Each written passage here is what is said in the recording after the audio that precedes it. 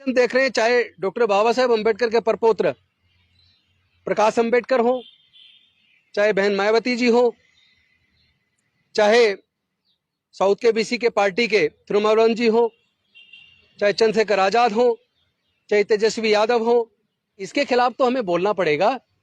तो एक मुहिम की शुरुआत हम लोग आज कर रहे हैं मिशन जय भीम के माध्यम से। हम तमाम बहुजन पार्टियों से, तमाम बहुजन नेताओं से, चाहे वो किसी भी पार्टी में क्यों ना हो, हम लोग उनसे संपर्क करेंगे और उनसे हमारी ये डिमांड रहेगी कि आप सामाजिक मुद्दों पे एकजुटता दिखाइए, ताकि समाज को नेताओं के हिसाब से नहीं बंटना चाहिए। समाज को सामाजिक मुद्दे पर मिलके नेताओं को प्रेशराइज करना चाहिए कि आप इन मुद्दों पे या तो समाज साथ आए, और जो राजनेता सामाजिक मुद्दों पे एक साथ आने को तैयार नहीं है उसको बायकॉट करना चाहिए। समाज कर चुके हैं, आपके माध्यम से सिर्फ आज जानकारी दे रहे हैं ताकि उन सब नेताओं के कानों तक ये बात पहुंच जाए, सारे बहुजन चैनल के माध्यम से ये बात पहुंच जाए कि अब या तो आप लोग सामाजिक मुद्दों पे एकजुटता दिखाने के लिए तैयार हुई, या तो समाज की आप वास्तविक आवाज बनिए, वरना आप संसद और विधानसभाओं से रिजाइन कीजिए। भविष्य में अगर आपको चुनाव लड़ना है तो आपको उनकी आवाज बनना पड़ेगा। जय भीम, जय भारत, जोहार साथियों। आज आपके सामने आकर बड़ा अच्छा लग रहा है। कुछ बेहद महत्वपूर्ण मुद्दे थे जिस पे बात करनी थी। अभी 2-3 दिन से कुछ इस तरह की चीजें देखने में आ रही है जो दिल को दुख पैदा करती हैं। एक इतने सारे फोटोग्राफ ट्विटर पे देखने को मिल रहे हैं जिसमें देश की राष्ट्रपति, प्रथम नागरिक द्रौपदी मुर्मू जी जगन्नाथपुरी के दिल्ली के एक मंदिर में जाती हैं और उस मंदिर में लकड़ी का एक बैरिकेड आगे डला हुआ, उसके वो पीछे खड़ी है। पुजारी लोग मंदिर के अंदर हैं। एक और फोटो डला हुआ उसी दिन का जिसमें देश के रेल मंत्रालय के मंत्री अश्वनी जी वो उसके अंदर खड़े हुए हैं। तो ऐसा क्यों? इसी तरह की सूचनाएं पहले भी मिली थी जब पूर्व राष्ट्रपति रामनाथ कोविंद जी जगन्नाथपुरी या पुष्कर के मंदिर गए तो उनको मंदिर में प्रवेश नहीं करने दिया। मैं पूछना चाहता हूं कि मंदिर में जाने पर अगर दलितों का, आदिवासियों का, पिछड़ों का अपमान होता है तो फिर अपमान कराने के लिए वो क्यों जाते हैं? आम व्यक्ति है, मजदूर है, किसान है, तो भी उसी तरह का अपमान, और राष्ट्रपति बन जाए तो भी उसी तरह का अपमान। हम देख रहे हैं कि उत्पीड़न की घटनाएं खत्म होने का नाम नहीं ले रही हैं। आम मजदूर के साथ, आम किसान के साथ तो अन्याय होता ही है, शोषण होता ही है। हमारी बहन बेटियों की इज्जत लूट के, बलात्कार करके हत्या होती है, वो रुकने का नाम नहीं ले रही है। उनके ऊपर कोई भी पॉलिटिकल पार्टी अपनी आवाज बुलंद नहीं करती है। आज भी चाहे मूंछ रखने पर हत्या हो, चाहे गड़ा छूने पर हत्या हो, चाहे चश्मा पहनने पर हत्या हो, चाहे घोड़ा खरीदने पर हत्या हो, लेकिन दलितों के, आदिवासियों के, पिछड़े वर्ग के लोगों के साथ उत्पीड़न खत्म होने का नाम नहीं ले रहा है। आम व्यक्ति छोड़िए, राष्ट्रपति बनने के बाद भी उनका जो अपमानजनक व्यवहार है वो खत्म होने का नाम नहीं ले रहा है। मुझे सुबह मैं एक मान्यवर कांसीराम साहब की एक वीडियो सुन रहा था जिसमें वो कह रहे थे कि जिस समाज की गैर राजनीतिक जड़ें मजबूत नहीं होती उस समाज की राजनीति भी कभी मजबूत नहीं हो सकती।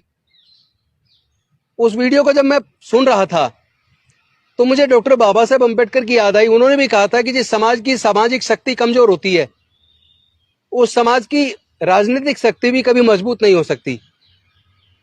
आज हम देख रहे हैं, चाहे डॉक्टर बाबा साहेब अम्बेडकर के परपौत्र प्रकाश अम्बेडकर हो, चाहे बहन मायावती जी हो, चाहे साउथ के बीसी के पार्टी के तिरुमावलम जी हो, चाहे चंद्रशेखर आजाद हो, चाहे तेजस्वी यादव हो, चाहे अखिलेश यादव हो, या इस तरह के नीतीश जी सहित, स्टालिन जी सहित जितने भी बहुजन समाज के नेता हैं, मैं उन सबसे एक सवाल करना चाहता हूं।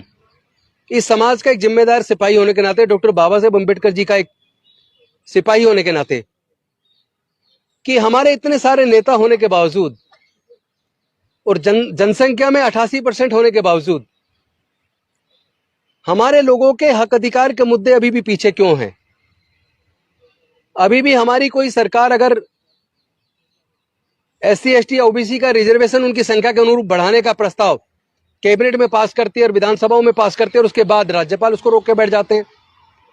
तो देश में राज्यपालों के अंदर इतनी हिम्मत अगर आ रही है तो कहां से आ रही है कि वो देश के संविधान के खिलाफ जाके अपनी मनमर्जी से किसी चीज को कैसे रोक सकते हैं।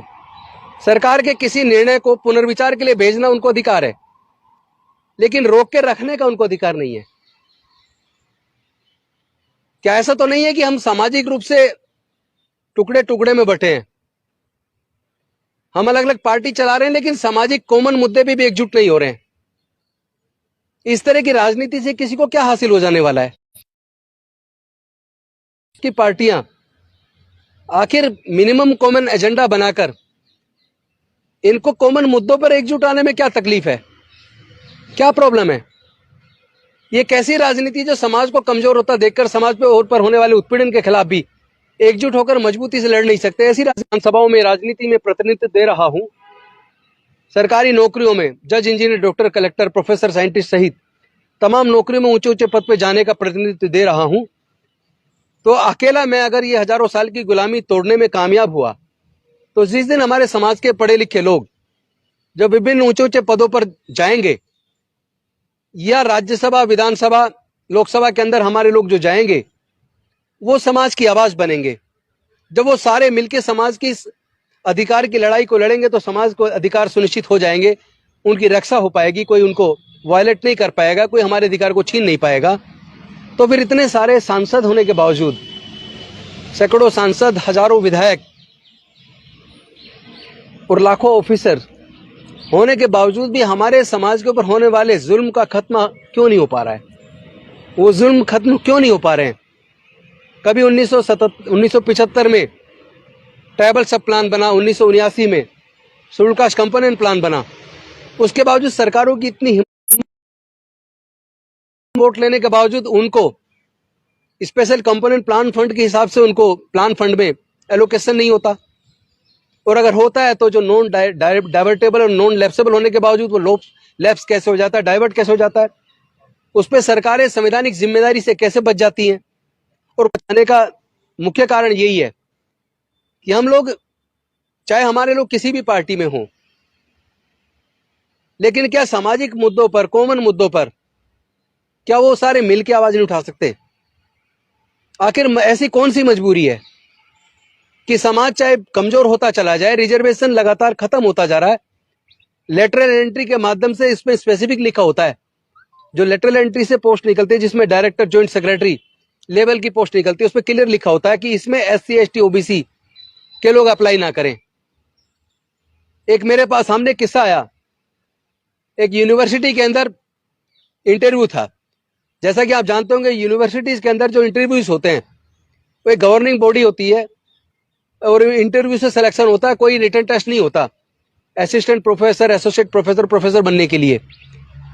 तो वहां एक प्रिंसिपल मेरे पास है, कॉलेज के प्रिंसिपल, दिल्ली के ही एक कॉलेज के प्रिंसिपल मेरे पास आए और उन्होंने बताया कि एक वैकेंसी थी, जनरल की वैकेंसी थी, लेकिन उस पर जितने भी कैंडिडेट इंटरव्यू देने आए उनमें जो बेस्ट कैंडिडेट था, जिसका पढ़ाने का भी लंबा अनुभव था, 10 साल का करीब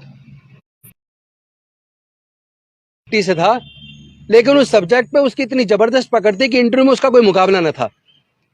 तो प्रिंसिपल साहब ने कहा कि मैंने कहा कि भाई ये बेस्ट कैंडिडेट है, इसको चुन लो। तो जो बाकी इंटरव्यू बोर्ड के अंदर मेंबर्स थे उन्होंने कहा कि भाई ये तो रिजर्व से है, ये वैकेंसी तो जनरल की है, उससे कमजोर को चुन लेंगे। तो फिर मेरिट कहां गई? इसका मतलब साफ साफ 5% सीटें रिजर्व SC ST OBC के लिए हैं, बाकी 50.5% वो उसे जनरल कैटेगरी ना कहें बल्कि सीधा लिखें ये केवल स्वर्ण जातियों के लिए रिजर्व है। ऐसा कहें ना, ऐसे कहने की हिम्मत क्यों नहीं दिखाते? आपके अंदर एकजुटता क्यों नहीं? सामाजिक मुद्दों को आप मिलकर क्यों नहीं उठा सकते? आपको क्या प्रॉब्लम है? कौन सी राजनीति इसके आड़े आती है? और अगर वो इसके लिए राजी नहीं है, अगर वो हमारे लोगों के साथ इसी तरह उत्पीड़न होते देखते रहना चाहते हैं, अगर हमारे फंड को इसी तरह डाइवर्ट होता रहे और वो चुप्पी साधे रहेंगे, तो इसके खिलाफ तो हमें बोलना पड़ेगा। तो एक मुहिम की शुरुआत हम लोग आज कर रहे हैं यहाँ मिशन जय भीम के माध्यम से, हम तमाम बहुजन पार्टियों से, तमाम बहुजन नेताओं से, चाहे वो किसी भी पार्टी में क्यों ना हो, हम लोग उनसे संपर्क करेंगे और उनसे हमारी ये डिमांड रहेगी कि आप सामाजिक मुद्दों पे एकजुटता दिखाइए, आप उनकी सच्ची नुमाइंदगी कीजिए, उनको रिप्रेजेंट कीजिए और आप उनके मुद्दों पर ईमानदारी के साथ सामने आइए, वरना आप समाज के साथ धोखे करने वाले लोगों में आपकी गिनती होगी और ये समाज आपको माफ नहीं करेगा। मैं चाहता हूं उपरोक्त मुद्दे पर आप चाहें तो सवाल कर सकते हैं। सर, समस्या तो हर कोई जानता है, समाधान भी जानता है कि सब लोग इकट्ठे आ जाएंगे तो हल हो जाएगा, लेकिन ये हो क्यों नहीं पा रहा है? होगा कैसे? मुझे लगता है कि समाज को नेताओं के हिसाब से नहीं बंटना चाहिए। समाज को सामाजिक मुद्दे पर मिलके नेताओं को प्रेशराइज करना चाहिए कि आप इन मुद्दों पे या तो समाज साथ आए, और जो राजनेता सामाजिक मुद्दों पे एक साथ आने को तैयार नहीं है उसको बायकॉट करना चाहिए समाज को। फिर तो नेताओं की बजाय जो समाज है उसके बीच में जाके काम करना ज्यादा जरूरी है। निश्चित तौर पे समाज के साथ सामने जाके काम करना पड़ेगा और हमने संकल्प किया है पूरे देश में जाकर इस पूरे बहुजन समाज के बीच जाके हम लोग काम करेंगे, गांव-गांव में नुक्कड़ मीटिंगें लेंगे और पूरे समाज को एकजुट करके इसके लिए तैयार करेंगे कि आपको अपने हक की लड़ाई लड़नी पड़ेगी, क्योंकि हमारे रिप्रेजेंटेटिव हमारे ट्रू रिप्रेजेंटेटिव नहीं है, वो हमारी आवाज संसद और विधानसभा में नहीं बन पा रहे हैं। तो इसलिए ऐसे लोगों को सबक सिखाने के लिए समाज को जागरूक करके इतना मजबूती से एकजुट करना पड़ेगा ताकि हमारे राजनेता मजबूर हो जाएं। योजना क्या है आपकी, कब से शुरू कर रहे हैं और क्या क्या करेंगे? शुरू हम कर चुके हैं, आपके माध्यम से सिर्फ आज जानकारी दे रहे हैं ताकि उन सब नेताओं के कानों तक ये बात पहुंच जाए, सारे बहुजन चैनल के माध्यम से ये बात पहुंच जाए कि अब या तो आप लोग सामाजिक मुद्दों पे एकजुटता दिखाने के लिए तैयार हुई, या तो समाज की आप वास्तविक आवाज बनिए, वरना आप संसद और विधानसभाओं से रिजाइन कीजिए। भविष्य में अगर आपको चुनाव लड़ना है तो आपको उनकी आवाज बनना पड़ेगा, और जो उनकी आवाज बनने को तैयार नहीं है, जो उनके मुद्दों को उठाने को तैयार नहीं है, जो समाजद्रोही बनना चाहते हैं, अब उनको आइडेंटिफाई करके एक्सपोज करेंगे और समाज के सामने उनका चेहरा ओपन करेंगे। तो आरक्षण से 131 सांसद चुन के आते हैं, उनके लिए भी कुछ मैसेज है आपके पास? ये उन सब के लिए मैसेज है जो चुन के आए हैं उनके लिए भी, और जो चुन के आने की तैयारी कर रहे हैं उनके लिए भी, चाहे वो संसद में आने की तैयारी कर रहे हैं या पहुंच चुके हैं, या विधानसभा में पहुंच चुके हैं आने की तैयारी कर रहे हैं, उन सब को सामाजिक मुद्दों पर एकजुटता से आवाज बुलंद करनी ही पड़ेगी, चाहे वो जिस मर्जी पॉलिटिकल पार्टी में हो। अगर वो समाज को ईमानदारी से रिप्रेजेंट नहीं कर रहे हैं, अगर उनकी आवाज वो नहीं बन रहे हैं, अगर संसद विधानसभा में उनकी आवाज को नहीं उठा रहे हैं, अगर समाज के ऊपर होने वाले उत्पीड़न और उनके जो अधिकार छीने जा रहे हैं, अगर उसके खिलाफ एकजुटता नहीं दिखाते हैं, ऐसे लोगों को एक्सपोज करके उनको भी जनता के सामने, पूरे समाज के सामने एक्सपोज करेंगे, ताकि ऐसे लोगों की राजनीति को खत्म किया जा सके, उनका असली चेहरा समाज के सामने अब लाना होगा, समय आ गया है, वरना डॉक्टर बाबा साहब अम्बेडकर जी की कुर्बानी और मानवर कांसीराम साहब की कुर्बानी बेकार चली जाएगी। हमें ये आजादी जो मिली, 3000 साल की गुलामी डॉक्टर बाबा साहब अम्बेडकर ने तोड़ी, ऐसी नहीं टूट गई।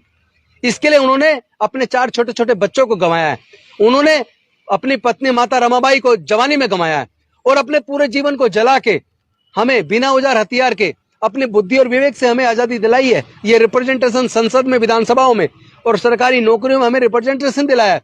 हमें तो प्राइवेट सेक्टर में भी हिस्सेदारी चाहिए, हमें नेचुरल रिसोर्सेज में भी हिस्सेदारी चाहिए, जो कोई सरकार ना देने को तैयार है और ना ही हमारे सांसद विधायक उसको उठा रहे हैं। आप बच्चा रोएगा नहीं तो माँ दूध कैसे पिलाएगी? जब हमारी वोट से सरकारें बनती हैं तो हम अपने समाज के हक के लिए लड़ाई क्यों नहीं लड़ रहे हैं? ये लड़ाई तो हमें लड़नी पड़ेगी और हम ऐसे नेताओं को एक्सपोज करेंगे। और किसी का कोई सवाल तो नहीं है? गठबंधन पर क्या राय है आपको? देखिए, ये मेरा स्पष्ट मत है, पूरे देश का वो पॉलिटिकल पार्टी और वो नेता जो डॉक्टर बाबा साहेब अम्बेडकर के बनाए संविधान में आस्था रखते हैं, जो देश की एकता अखंडता को अक्षुण्ण रखना चाहते हैं, जो देश के सार्वजनिक उपक्रम जिस तरह बेचे जा रहे हैं और जिस तरह देश के अंदर नफरत का वातावरण पैदा किया जा रहा है, जिस तरह धर्म के नाम पे उन्माद बढ़ाया जा रहा है, जिस तरह जातिगत उत्पीड़न की घटनाएं बढ़ रही है और उस पर राजनीतिक चुप्पी है, ऐसे में इस संविधान की रक्षा के लिए और देश के लोकतंत्र को बचाने के लिए विपक्ष को एकजुट होना ही पड़ेगा। और उस विपक्ष की एकजुटता में भी दलित, पिछड़े, आदिवासियों की होगी।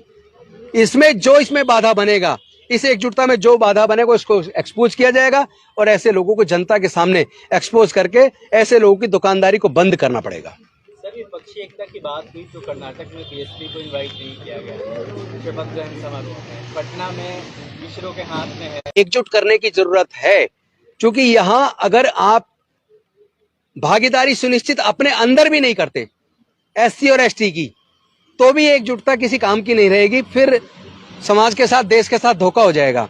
संविधान की सुरक्षा और देश के लोकतंत्र की सुरक्षा तभी सुनिश्चित होगी जब दलित, आदिवासी और पिछड़े वर्ग और माइनॉरिटीज के भी हक अधिकार को सुरक्षित करने के लिए सभी पार्टी अपने एजेंडे में सामाजिक न्याय को शामिल करेंगी। जो राजनीतिक पार्टी सामाजिक न्याय के एजेंडे को अपने घोषणा पत्र में शामिल, अपने एजेंडे में शामिल नहीं करती हैं, ऐसी पार्टियों को भी समय आने पर अब एक्सपोज करके ऐसे लोगों से दूरी बनाने का समय आ गया है। क्या शेड्यूल कास्ट, शेड्यूल ट्राइब, ये दोनों कम्युनिटी सबसे ज्यादा विक्टिमाइज सोसाइटी है, क्या इनको भी एक अपना, जो तमाम शेड्यूल कास्ट लीडरशिप वाली पार्टियां हैं, उनको एक अपना फ्रंट बनाना चाहिए? निश्चित तौर पे बनाना चाहिए। अगर ये